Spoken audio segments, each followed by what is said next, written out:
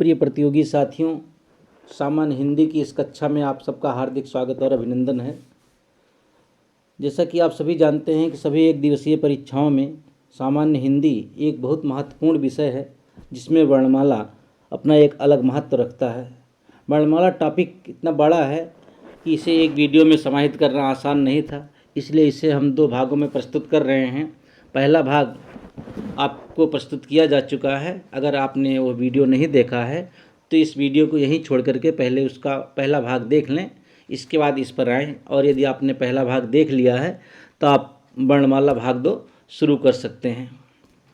वर्णमाला भाग 2 पढ़ने से पहले हम ये जान लें कि वर्णमाला भाग 1 में हम वर्णमाला क्या है, ध्वनि क्या है और वर्णमाला में स्वर क्या है, अयोगवाह क्या है, इतना तक हम पढ़ चुके हैं। आइए आज हम व्यंजन पर प्रकाश डालते हैं। व्यंजन क्या है? हिंदी भाषा में जिन ध्वनियों का उच्चारण करते हुए हमारी श्वास वायु मुंह के किसी भाग, चाहे ताल हो, ओष्ठ हो, दांत हो, वत्सर्य हो आदि से टकरा कर बाहर आती है, उन्हें व्यंजन कहते हैं। अर्थात व्यंजनों का जो उच्चारण है वो स्वतंत्रता पूर्वक ना हो करके स्वरों की सहायता से होता है। व्यंजन की परिभाषा ही यही बनती है कि वे वर्ण जिनका उच्चारण स्वतंत्र रूप से ना होकर स्वरों की सहायता से होता है, व्यंजन कहलाते हैं। व्यंजन हमारे पास आपके सम्मुख वाली स्लाइड में उपस्थित हैं। का, खा, गा, घा, ङा जिसे हम का वर्ग के नाम से जानते हैं। चा, छा, जा, झा, इयाँ जिसे हम चा वर्ग के नाम से जानते हैं।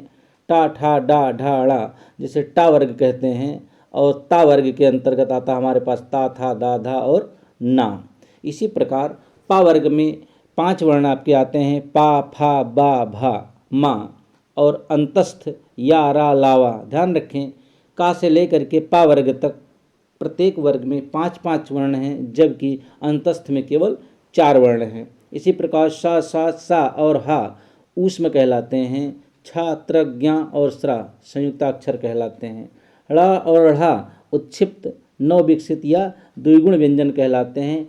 इन सब का विशद विवेचन हम आगे आने वाली स्लाइड में करने चल रहे हैं। अभी हम केवल यह जान लें कि आखिर व्यंजन हैं कितने और कौन कौन से हैं। व्यंजनों के भेद पर आते हैं तो प्रयत्न और उच्चारण स्थान के आधार पर व्यंजनों के कई भेद किए गए हैं, जिसमें से पहला हमारे पास है स्पर्श या वर्गीय व्यंजन। इनकी संख्या आप देख रहे हैं 25 होती है। अगर आपसे परीक्षा में पूछा जाए कि वर्गीय अथवा स्पर्श व्यंजनों की संख्या कितनी है तो हम क्या बताएंगे? 25 बताएंगे, जिसमें से का वर्ग, च वर्ग, टा वर्ग, ता वर्ग और पा वर्ग आता है। ये 5 वर्ग हैं और प्रत्येक वर्ग में 5-5 अक्षर हैं। 5 पचे 25 होता है। हो सकता है कि अपना एक वर्ग बना रहे हैं, इस आधार पर भी आप सोच सकते हैं कि इसे वर्गीय व्यंजन कहा जाता है। 25 एक पूर्ण वर्ग संख्या है। फिर इसमें से जो हमारे पास चा वर्ग है, इसमें चा, छा, जा और झा ये चारों एक स्पेशल नाम रखते हैं, जिसे हम लोग स्पर्श संघर्षी के नाम से जानते हैं। चा, छा, जा, झा को स्पर्श संघर्षी वर्ण कहते हैं, जबकि पूरे 25 के ग्रुप को स्पर्श व्यंजन कहते हैं या वर्गीय व्यंजन भी कहते हैं। फिर हमारे पास आता है अंतस्थ व्यंजन। अब पा से लेकर के माँ तक ये 25 वर्ण हो गए हमारे पास। इसके बाद नंबर आता है अंतस्थ व्यंजन का। इनकी संख्या आप देख रहे हैं कि 4 है। कितनी है? 4 है। वो भी कौन कौन से? या, रा, ला, वा। ये जो 4 वर्ण हैं, इन्हें हम लोग अंतस्थ व्यंजन के नाम से जानते हैं, जिसमें से ये अपना एक अलग महत्व रखते हैं, जिसे हम आगे देखेंगे। और हमारे पास शा, शा, शा और हा ये ऊष्म व्यंजन कहलाते हैं, जिसमें से इसे हम लोग तालव्य सा के नाम से जानते हैं, इसे मूर्धन्य सा के नाम से जानते हैं और इसे दंत सा के नाम से जानते हैं। हा हमारे पास काकल्य या उरस्य या अलीजिह्वा या स्वर यंत्रमुखी कई नामों से जाना जाता है, जिसे हम आगे आने वाली स्लाइड में और गहराई से समझेंगे। रा हमारे पास एक विशेष नाम रखता है, जिसे हम लोग लुंठित, लोड़ित या प्रकंपित व्यंजन कहते हैं। किसे? रा को। रा के क्या क्या नाम आपको हमने बताया? लुंठित है, लोड़ित है, प्रकंपित व्यंजन कहलाता है रा। हमारे पास जो अंतस्थ व्यंजन है इसमें प्रत्येक वर्ण अपना एक अलग नाम भी रखता है। सामूहिक रूप से यह अंतस्थ व्यंजन कहलाते हैं, लेकिन अपना अलग नाम क्या क्या रखते हैं जिससे हम समझें। या को अर्धस्वर कहते हैं, वा को अर्धस्वर कहते हैं, यानी हमारे पास या और वा अर्धस्वर कहलाते हैं। ये देखिए नोट्स में लिखा गया आपके सामने अर्धस्वर कौन कौन है, या और वा। फिर हमारे पास बचता है रा। रा को हम कहते हैं लुंठित, लोढ़ित अथवा प्रकंपित व्यंजन, इसे कहते हैं रा को। फिर हमारे पास आता है ला। ला का नाम है पार्श्विक व्यंजन। क्यों? क्योंकि इसका उच्चारण करते समय जीवा हमारी पार्श्व अर्थात थोड़ा सा बगल में चली जाती है। उत्क्षिप्त व्यंजन, नवविकसित व्यंजन, ताड़न जात व्यंजन या द्विगुण व्यंजन। नाम 4 हैं और व्यंजनों की संख्या है 2। कौन कौन? अड़ा और अढ़ा। उत्क्षिप्त इसलिए कहते हैं क्योंकि इसका उच्चारण करते समय जीवा तालु को छूकर तुरंत नीचे आ जाती है। नवविकसित इसलिए कहते हैं क्योंकि यह जो हमारे पास ड़ा है वो डा से विकसित किया गया है और जो ढ़ा है वो ढाक से विकसित किया गया है। डा और ढा का विकसित रूप है, इसीलिए इसको हम लोग नवविकसित कहते हैं। द्विगुण व्यंजन इसलिए कहते हैं क्योंकि इसमें 2 गुण हैं, एक ड़ा और अढ़ा तो है ही जिसको हम लोग डा और ढा से विकसित किए हुए हैं। ताड़न जात इसलिए कहते हैं क्योंकि यह शिव जी के तांडव स्तोत्र में प्रयुक्त किया गया है। इसके बाद हम आगे बढ़ते हैं और फिर देखते हैं अनुनासिक व्यंजन। अनुनासिक व्यंजन प्रत्येक वर्ग का 5वां अंगा, इया, अड़ा, अन्ना और माँ। अंगा, इया, अड़ा, अन्ना, माँ यानी वर्गीय व्यंजन जो हमारे पास था उसका पंचमाक्षर अर्थात 5वां अक्षर जो है वो हमारे पास अनुनासिक व्यंजन कहलाता है। अगर कहीं पर इसे बिंदी के रूप में प्रयोग किया गया है तो इसे हम लोग अनुस्वार के नाम से जानते हैं, और अगर कहीं उसे चंद्रमा के रूप में प्रयोग किया गया है जिसको चंद्र बिंदु कहते हैं तो उसे अनुनासिक के नाम से जानते हैं। अनुस्वार और अनुनासिक। फिर हमारे पास आता है संयुक्त व्यंजन। 2 भिन्न व्यंजनों के मेल से बनने वाला व्यंजन संयुक्त व्यंजन अथवा संयुक्ताक्षर कहलाता है। इनकी संख्या हमारे पास है 4। इनकी संख्या कितनी है?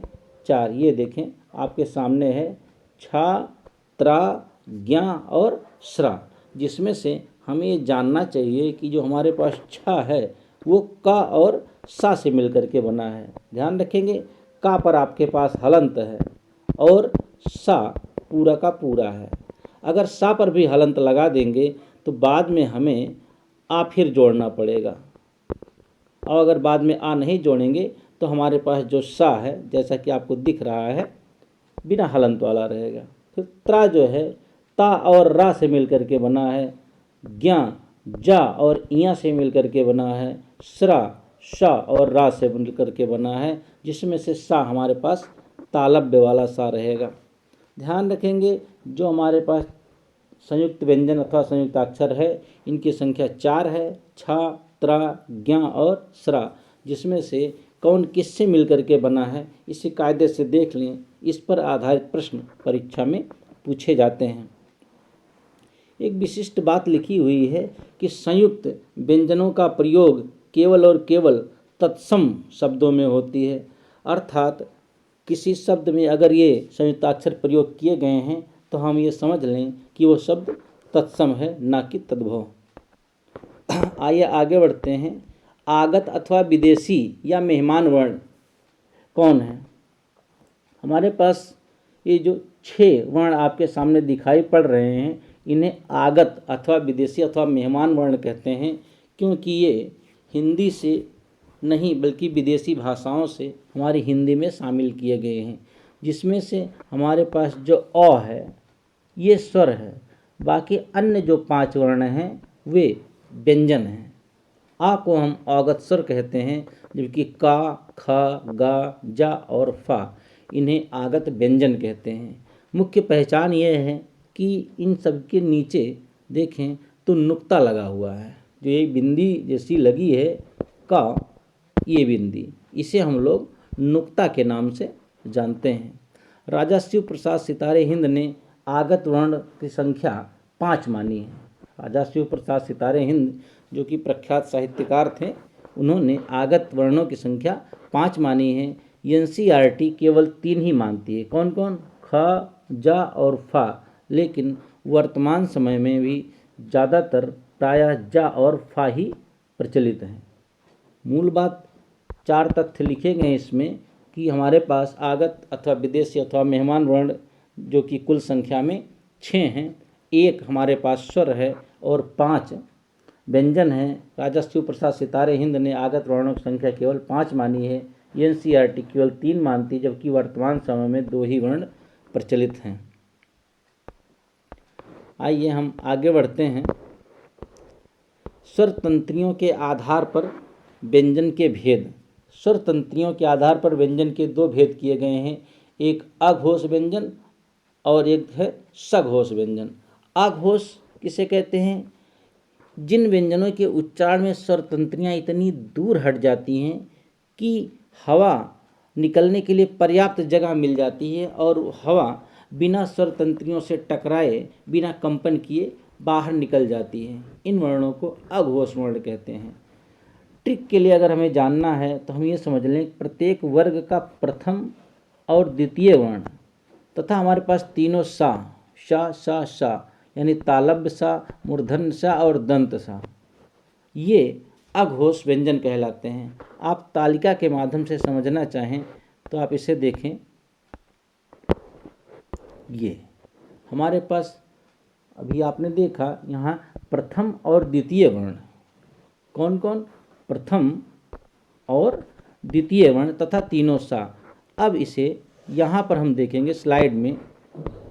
ये वर्गीय व्यंजन जो हमारे पास संख्या 25 है, प्रथम यानी ये वाली पंक्ति, द्वितीय यानी ये वाली पंक्ति और सा, सा, सा, तीनों स्पष्ट ही हैं। आपके पास संख्या बन रही है कितनी?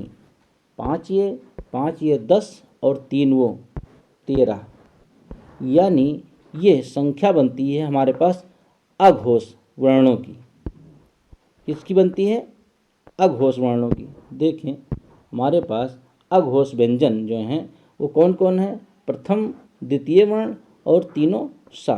तो प्रथम वर्ण में हमारे पास वर्गीय व्यंजन की बात कर रहे हैं, ये 5 वर्ण और ये 5 वर्ण तथा तीनों सा, ये हमारे पास अघोष व्यंजन कहलाते हैं।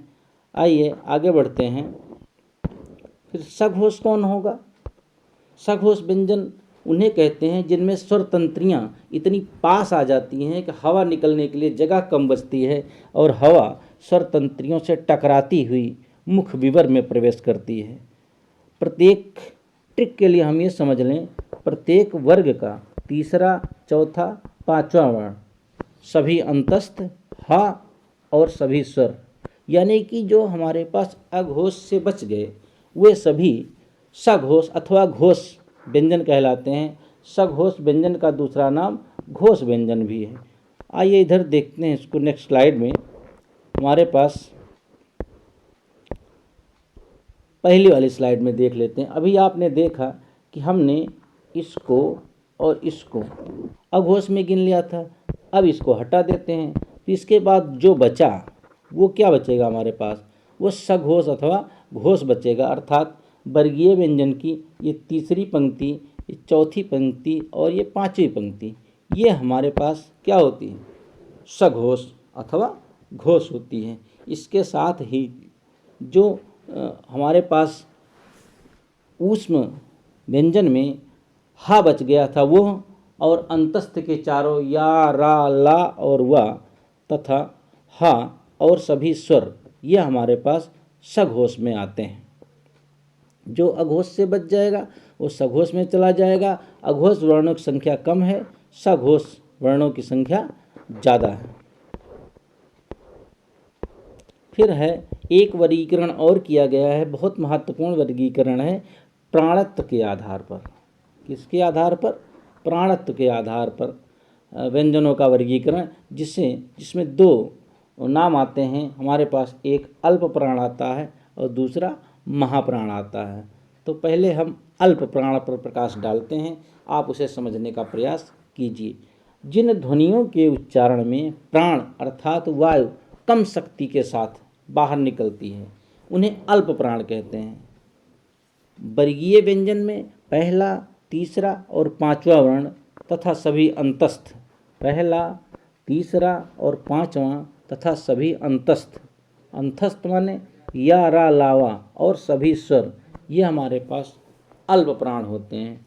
आइए हम इसे तालिका में देखकर समझने का प्रयास करते हैं। आपको बताया गया पहला 1, 2, 3, 4 और ये 5।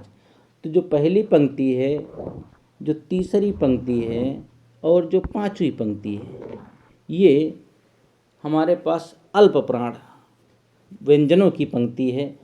और जो बीच में बच गई दूसरी और चौथी, ये महाप्राण व्यंजनों की पंक्ति है। कैसे समझेंगे? अगर इसे हम इन जो वर्ण हैं हमारे पास, इनकी अंग्रेजी लिखना चाहें तो आप देखें, का के लिए लिखते हैं के और खा के लिए लिखते हैं के एच। इसी प्रकार हमें गा के लिए लिखते हैं जी और घा के लिए लिखते हैं जी एच। जिन वर्णों की अंग्रेजी लिखने में हमारे पास दो दो वर्ण खर्च हो रहे हैं अंग्रेजी के, वे महाप्राण हैं। और जिनकी अंग्रेजी लिखने में केवल एक वर्ण खर्च हो रहा है उसे हम अल्प प्राण के नाम से जानते हैं, जिसमें से चा अपवाद है, क्योंकि चा लिखने में हमें सी एच लिखना पड़ता है। और जिन वर्णों को लिखने में हमें दो अक्षर खर्च हो रहे हैं वो समझ लें कि वो महाप्राण है। एक आध उदाहरण और देख लें। जैसे हमें ता लिखना हो, हम टी लिख देंगे, लेकिन था लिखना हो तो टी यच लिखेंगे, अर्थात ये अल्प प्राण हो गया और ये हो गया हमारे पास महाप्राण। ये अल्प प्राण की पंक्ति है, ये अल्प प्राण की पंक्ति है, ये अल्प प्राण की पंक्ति है, जबकि ये महाप्राण की पंक्ति है, ये महाप्राण की पंक्ति है।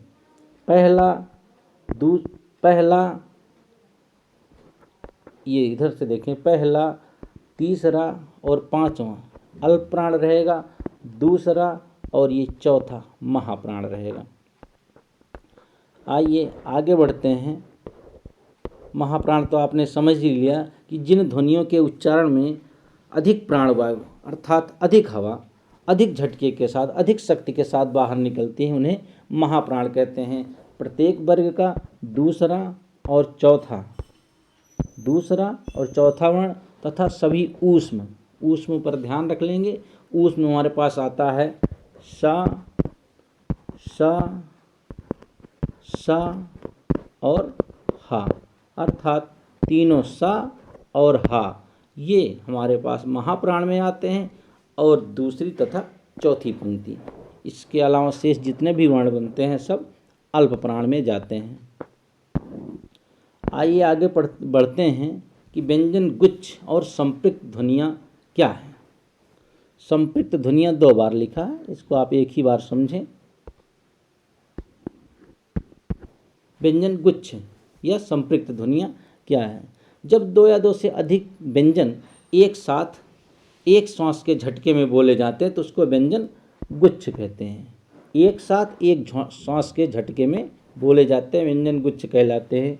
जैसे स्टेशन हो गया, आप देखें यह एक व्यंजन है और ये एक व्यंजन है, दो व्यंजन एक साथ एक ही झटके में बोले जा रहे हैं।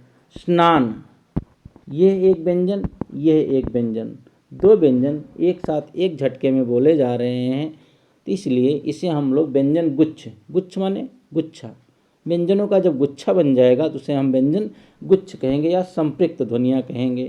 11 देखें, ये 11 कैसे लिखा है, ये एक व्यंजन, ये एक व्यंजन। क्लेश देखें, यह एक व्यंजन, ये एक व्यंजन, दो व्यंजन एक साथ जब प्रयोग किए जाएंगे तो उन्हें हम लोग व्यंजन गुच्छ कहते हैं। यहाँ यह ध्यान रखना है कि ये व्यंजन सजातीय ना हो, क्योंकि जैसे ही ये सजातीय व्यंजन हो जाएंगे तो एक अलग नाम रखेंगे जिसे हम लोग द्वित्व व्यंजन अथवा युग्मक ध्वनि के नाम से जानेंगे। परिभाषा के देखें तो जब दो समान व्यंजन, समान पे फोकस करिए, जब दो समान व्यंजन एक साथ प्रयोग किए जाते हैं तो उन्हें व्यंजन द्वित्व अथवा युग्मक ध्वनियाँ कहते हैं। जैसे दिल्ली, दिल्ली में देखें ला ला, बल्ला ला ला, पत्ता पा आधा ता फिर पूरा ता, ये दोनों सजातीय व्यंजन हैं व्यंजन ही एक साथ प्रयोग किए जा रहे हैं, ये व्यंजन द्वित्व कहलाएंगे अथवा युग्मक ध्वनि कहलाएंगे। कट्टा, पत्ता, चच्चा, बच्चा, बहुत सारे वर्ण हैं, कच्चा, ऐसे व्यंजनों को ऐसे हम लोग व्यंजन द्वित्व अथवा युग्मक ध्वनियों के नाम से जानते हैं। आइए आगे बढ़ते हैं। विसर्ग, विसर्ग हम जानते हैं जैसा कि 2 बिंदी आपके सामने दिख रही है, ये इसे हम लोग विसर्ग के नाम से जानते हैं, जो कि अयोगवाह के अंतर्गत आता है। इसका उच्चारण हा की तरह होता है। जैसे अभी देखिए आपके सामने लिखा अतः, आ ता और विसर्ग लगा दिया गया, इसका उच्चारण कर रहे हैं हम लोग अतः की तरह। मन के बाद विसर्ग है, फिर स्थिति लिखा है, इसको हम लोग पढ़ते हैं मनः स्थिति।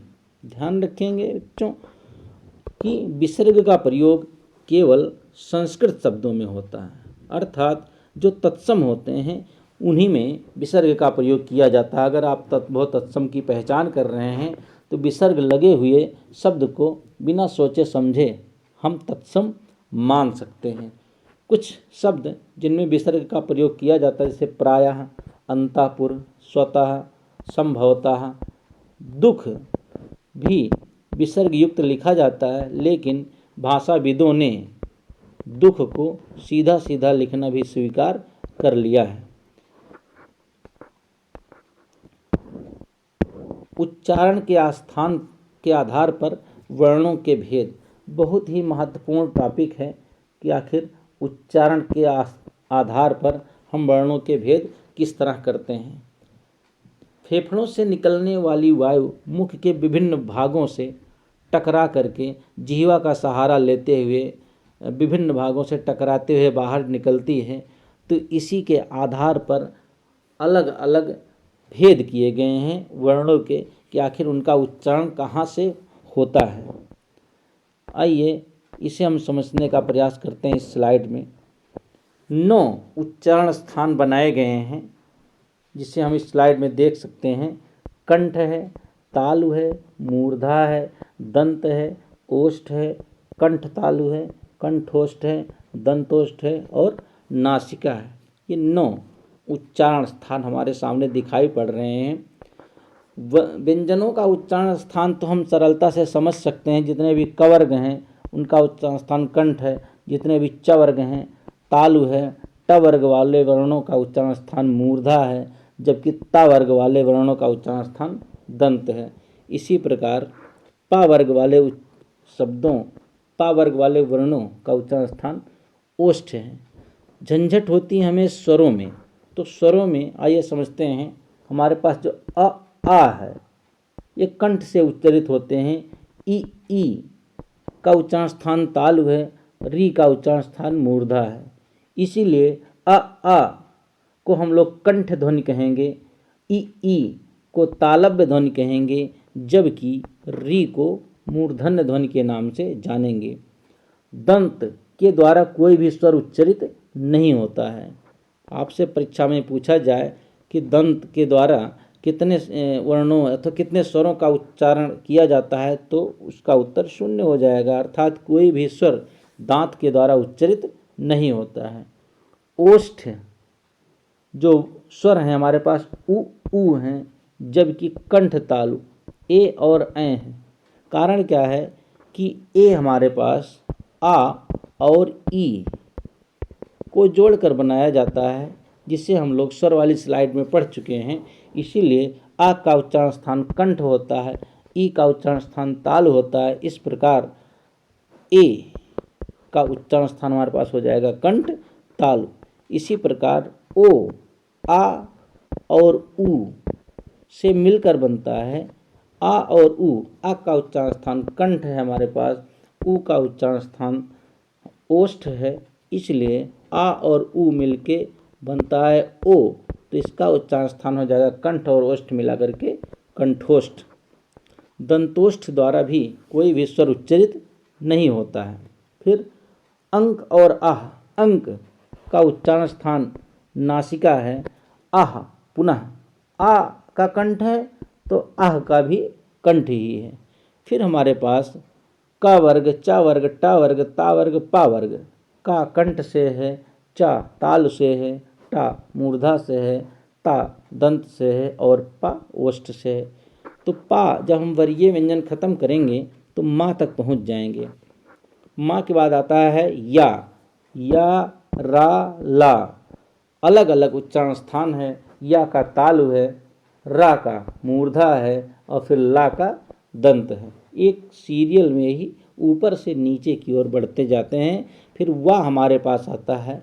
वाह का उच्चारण स्थान दंतोष्ठ है। दांत और ओष्ठ दोनों की सहायता से उच्चारण किया जाता है वाह का, इसलिए वाह को दंतोष्ठ के अंतर्गत रखा गया है। फिर आता हमारे पास शा, जिसे हम बड़ा सा कहते हैं। इसका सही नाम तालव्य सा है, क्योंकि इसका उच्चारण होता है तालु से। सा जिसे हम खष्टी सा के नाम से जानते हैं, इसका सही नाम मूर्धन्य सा है, क्योंकि इसका उच्चारण स्थान होता है मूर्धा से। सा का सही नाम जिसे हम लोग छोटा सा के नाम से जानते हैं, इसे दंत सा कहना चाहिए। इसका उच्चारण स्थान हमारे पास दंत है। फिर हा, सा, फिर हा एकदम ऊपर चला गया। हा का उच्चारण स्थान कंठ है। जब आह का उच्चारण स्थान कंठ है तो आह का उच्चारण भी हा की तरह होता है। ट्रिक के माध्यम से हम इसको समझ लें कि जहाँ आह रहेगा वहीं हा भी रहेगा। इस प्रकार हा का भी उच्चारण स्थान हमारे पास हो जाएगा कंठ। और जितने भी पंचमाक्षर हैं, अंगा, इया, अड़ा, ना, मा, अंगा, इया, अड़ा, ना, मा, इन सभी का उच्चारण स्थान नासिका है। क्योंकि अगर हम नाक बंद करके केवल मुंह से इनका उच्चारण करेंगे तो उस ध्वनि में नहीं कर पाएंगे जिस ध्वनि में नाक खोल करके इनका उच्चारण करते हैं। इसीलिए अंक, अंगा, इया, ड़ा, ना और मा, ये हमारे पास नासिक वर्ण कहलाते हैं। इनका उच्चारण स्थान नासिका होता है।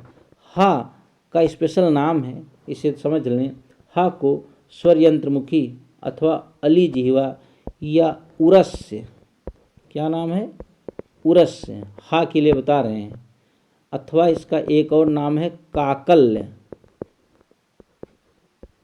क्या? काकल्य। कितने नाम हो गए? स्वर यंत्रमुखी, अली जिह्वा, उरस से और काकल्य। काकल्य क्योंकि इसका उच्चारण स्थान काकल से होता है, अर्थात कंठ गले से होता है। हमारे पास अब बचे हैं संयुक्ताक्षर। आइए संयुक्ताक्षर को अगली स्लाइड में समझ लेते हैं। आप समझ रहे हैं, आप जानते हैं कि छा का और सा से मिलकर बना है। तो का उच्चारण स्थान कंठ होता है, सा का उच्चारण स्थान मूर्धा होता है। इस प्रकार जो हमारे पास छा है इसका उच्चारण स्थान हो जाएगा कंठ मूर्धा। फिर हमारे पास है त्रा। ता और रा से मिलकर के बना है। ता का उच्चारण स्थान दंत है और रा का उच्चारण स्थान मूर्धा है। इस प्रकार हमारे पास जो त्रा है इसका उच्चारण स्थान हो जाएगा दंत मूर्धा। हमारे पास अगला वर्ण है ज्ञा। जा और इया से मिलकर के बना है। जा का उच्चारण स्थान होता है तालु और अंगा, इयाड़ा, नामा नासिका के द्वारा उच्चरित होता है। इसलिए हमारे पास ज्ञा का उच्चारण हो जाएगा तालु और नासिका के द्वारा, इसलिए इसमें लिखा है तालु नासिका अथवा तालु नासिक वर्ण है ये। फिर हमारे पास बचता है श्रा। श और रा से मिलकर के बना है। जो बड़ा सा हम कहते हैं इसको तालव्य सा कहेंगे। इसका उच्चारण स्थान तालु से होता है। और रा हम त्रा में पढ़ चुके हैं, ये रा का उच्चारण स्थान होता है मूर्धा। इस प्रकार श्रा का उच्चारण स्थान हो जाएगा मूर्धा। आप सबका बहुत बहुत धन्यवाद इस वीडियो को देखने के लिए। कृपया सेशन को लाइक करें, चैनल को सब्सक्राइब करें और अपने मित्रों को भी शेयर करें। धन्यवाद।